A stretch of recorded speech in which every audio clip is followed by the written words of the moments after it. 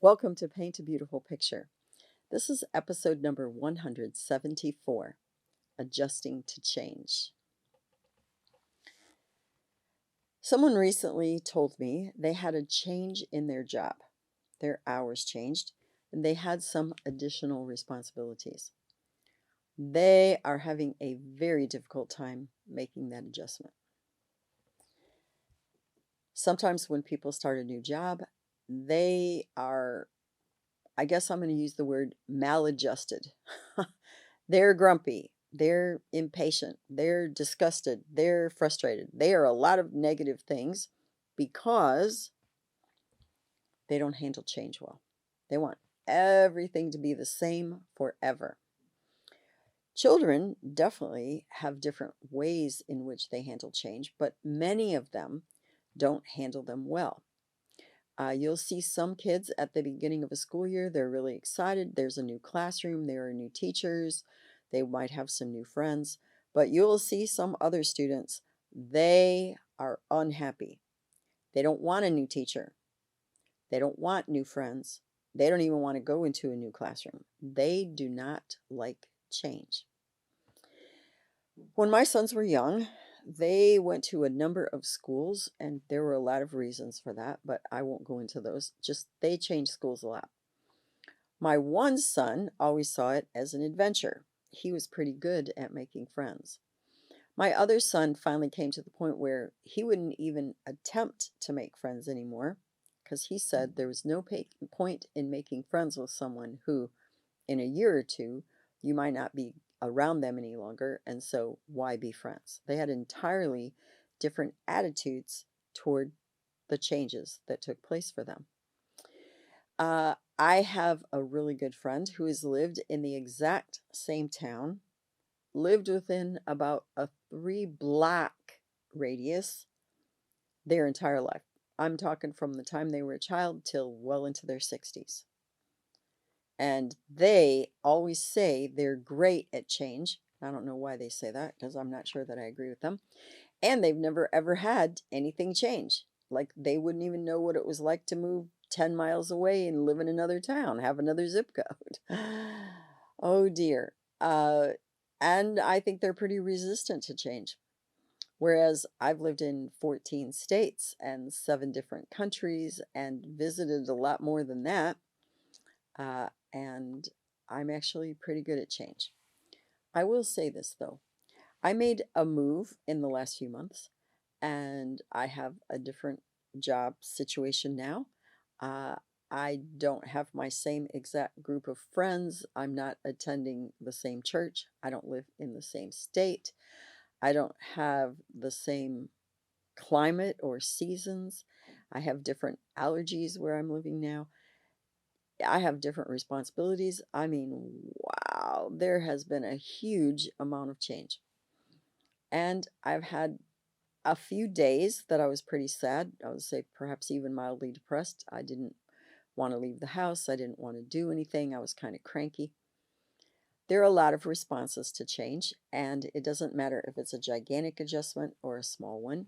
We will generally have some form of an emotional response. A certain level of sadness over what we left behind or the people whom we left behind. We might feel a certain level of, I'm going to use the word disillusionment, that things aren't exactly like we might have anticipated. You change and you get another job and it doesn't go nearly as well as you thought, and you don't have quite the recognition that you imagined you were going to get. It just isn't like you imagined, and so you become somewhat disillusioned. You might even be angry, even though you made the decision to make the change. You could be angry that it's not going quite the way that you had anticipated that it would. Helping your child understand all of these things as normal responses to change and even expected responses to change might help them do better with their emotional state on the days when they're disappointed or sad or frustrated, disillusioned, or even angry. All of that is normal. And especially for a kid, they don't get to make most of those changes themselves. Those things happen to them as a result of us changing jobs or us getting divorced, us relocating, us moving back near our mom and dad so we can help take care of them when they get older. Kids don't have much say in some of the changes that happen with them. So, one of the things we can do is help them adjust. How do you do that? And how do you do that for yourself? You look realistically at both the good and the bad or the perceived bad. Okay, yeah, great things happened and some not so good things happened. Realistically look at it. Own up to your emotions. I don't always feel good about this. In general, I do, but sometimes I'm sad. Sometimes I'm disappointed. Sometimes I'm angry. Just admit to that. And be good to yourself. Because change is stressful, make sure that you're eating well, you're exercising well, you're sleeping well. Most of us, when we make a big change, we don't sleep very well. We have a hard time getting accustomed to everything that's new. We might not even eat as well as we need to. And so make those commitments. Take care of yourself. Eat well, sleep well, exercise well. Make room for fun, maybe even extra fun, so you have time to relax and relieve some of all that stress. And last of all, be prepared. Be prepared in your mind and in your heart that it's going to take some time. Don't think that in a week everything's going to be all okay and you're going to feel normal there. Sometimes it could take 6 months to a year. And so prepare yourself mentally, prepare your child that this process of adjustment really just plain old takes some time. And that's all right. We got all the time in the world. And so we will make this adjustment together. We will go through this process together. I'm going to be supportive of you. I need you to be supportive of me. I'm going to encourage you on the harder days. I'm going to stand with you. I'm going to listen to you. I have every intention of making this as easy as I can in the ways that I'm able. I will make sure that I facilitate you developing new friendships and new relationships.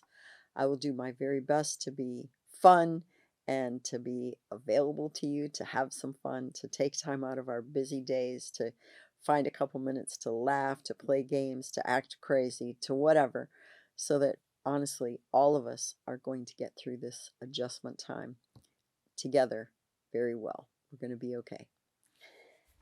My challenge question for you today is, how do you do with change? Are you resistant? Do you get defensive? Do you have all this emotional upheaval and dump it all over the world rather than handling it in an appropriate way? Do you take it out on other people? Because oftentimes when we're in a state of adjustment or upheaval, we do take it out on someone else. And tragically, sometimes that would in fact be our children or our family.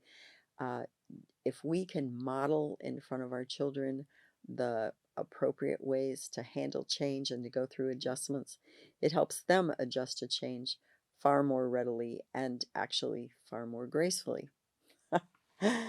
I really will look forward to your input about this today. In this world in which we live now, people frequently change jobs, frequently change locations, sometimes even certain people frequently change mates and houses and cars, and there are just adjustments and changes all over the place.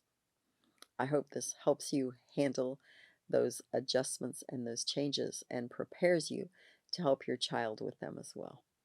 Thank you so much for joining me today on Paint a Beautiful Picture. You may find additional information on our paintabeautifulpicture.com website. Additionally, you may watch me on Rumble, and you may also listen to a podcast on Buzzsprout or Spreaker, all under the name Paint a Beautiful Picture. If you like this video, please give me a thumbs up. You may subscribe, and if you are interested in receiving notifications, please hit the notifications button.